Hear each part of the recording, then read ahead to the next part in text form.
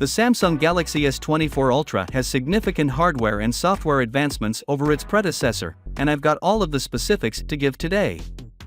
We have a tweet from Ice Universe confirming that the 3x telephoto will be upgraded to a 50-megapixel sensor, which is a significant increase over the predecessor's 10-megapixel, and will, of course, result in much higher resolution images that should be more in line with the quality of the primary camera.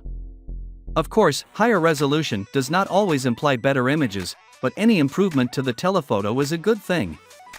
We previously heard rumors of stacked batteries in the S24 series to increase fast charge speeds as well as capacity. However, it appears that the increase is not as significant as we had hoped, but it is still an improvement.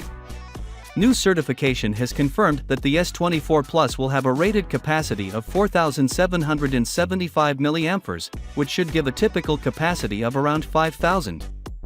The S24 Ultra will have a rated capacity of 4,855, which should give a typical capacity of 5,100 mAh, up from the predecessor's 5,000.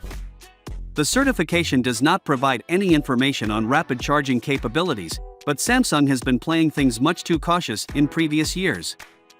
The Galaxy S24 Ultra will finally ditch its protected aluminum frame in favor of a new titanium frame, which will not only be tougher and more durable, but will also improve the device's appearance and feel.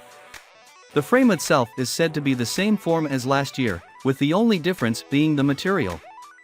While the overall design of the S24 Ultra remains the same as last year, we do get improvements to the display with a brighter and more accurate one. We also get even more trimmed-down bezels, and while the S24 Ultra remains the same in terms of looks, we've got news from Ice Universe that the Galaxy S24 and S24 Plus will change in terms of design. They're also going to get thinner bezels as well as a LPO display.